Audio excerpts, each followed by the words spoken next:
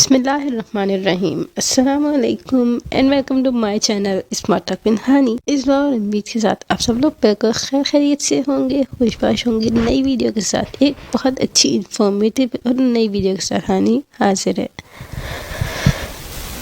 میری آج کی ویڈیو بھی بہت انفارمیٹیو ہونے والی ہے، تو اس ویڈیو کو لائک کیجیے گا اگر پسند آئے تو، اور سبسکرائب ضرور کر دیجیے گا تاکہ بہت اچھی امیزنگ ویڈیوز، ہسٹریز اور فیکٹس کی آپ کو ویڈیوز ملتی رہیں، نوٹیفیکیشنز ملتے رہیں۔ اللہ تعالیٰ نے قرآن پاک میں کہا ہے کہ میں نے 6 دن میں زمین و آسمان کو بنایا اور پھر زمین پر پہاڑ رکھ دیے تاکہ زمین ہلے نہیں۔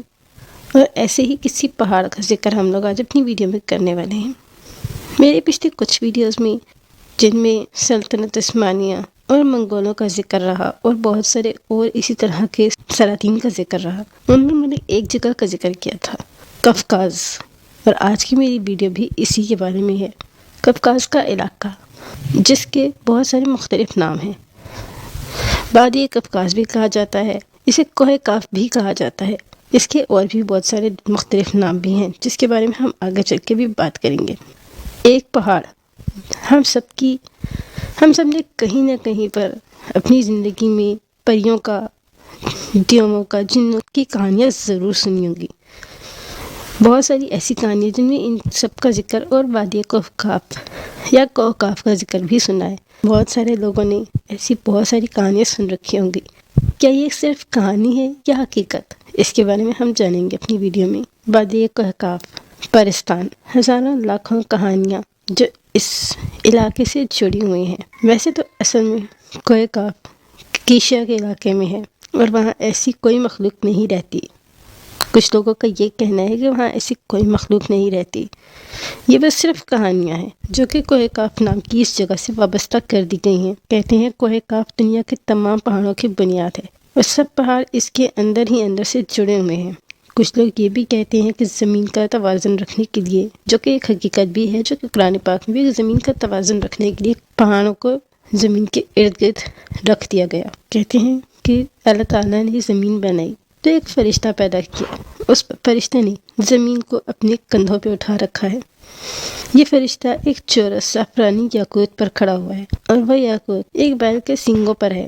یہ بیل خود ایک مچھلی کی پشت پر کھڑا ہے جو پانی میں تیرتی ہے، اور کچھ کے بقول دنیا میں جب زلزلہ آتا ہے تو بیل جب ہلتا ہے اس کی وجہ سے آتا ہے۔ ایک روایت کے مطابق کوہ کاف سے پرے بھی بہت ساری زمینیں ہیں۔ کوہ کاف یا وادی قفقاز بحیرہ اسود اور بحیرہ قزوین کے درمیان میں خطہ ہے۔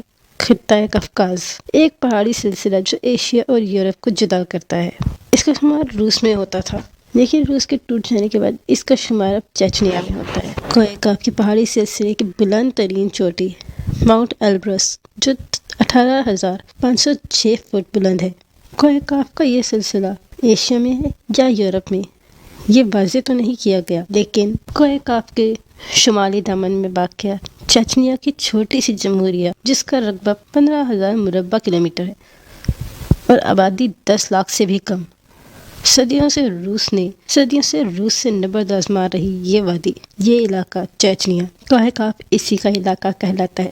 کوہ کاف کا یہ پورا علاقہ 16ویں صدی سے صفوی، ایران، سلطنت عثمانیہ اور زار روس کے درمیان کشمکش اور مارکوں کا مرکز رہا ہے۔ لیکن چیچنیا کے عوام نے اپنی آزادی کی جنگ کا آغاز اس وقت کیا جب 18ویں صدی کے آخر میں عیسائی جارجیا نے ماسکو کے ساتھ اتحاد کیا اور چیچنیا ایک طرف جنوب میں جارجیا اور شمال میں روس کے گھیرے میں آ گیا۔ قفقاز کا پہاڑی سلسلہ شمالی قفقاز ماورا قفقاز میں تقسیم ہو گیا۔ شمالی قفقاز روس کی سرزمین ہے، جبکہ ماورا قفقاز خود مختار ریاست جارجیا، آرمینیا اور آذربائیجان میں واقع ہے۔ قفقاز کے پہاڑ کافی ڈھلوان والے ہیں۔ اس پہاڑی سلسلے میں 5,000 میٹر سے زیادہ لمبے پہاڑ ہیں۔ سب سے اونچے پہاڑ ایلبروس اور کازبیک ہیں، جن کی بلندی بالترتیب 5,642 اور 5,033 میٹر ہے۔ ان پہاڑوں کی برف کی سفید چادروں میں لپٹی ہوئی 2 چوٹیاں ہیں۔ دراصل یہ پہاڑ مردہ آتش فشاں ہیں پہاڑ کی شکل مخلوط ہے، ڈھلوان پر گرم گیسوں کا اخراج اور معدنی پانی کے چشمے آتش فشاں کے گزرے وقت میں پھٹنے کی یاد دلاتے ہیں۔ اس علاقے میں معدنی پانی کے چشموں کی بہتات ہے۔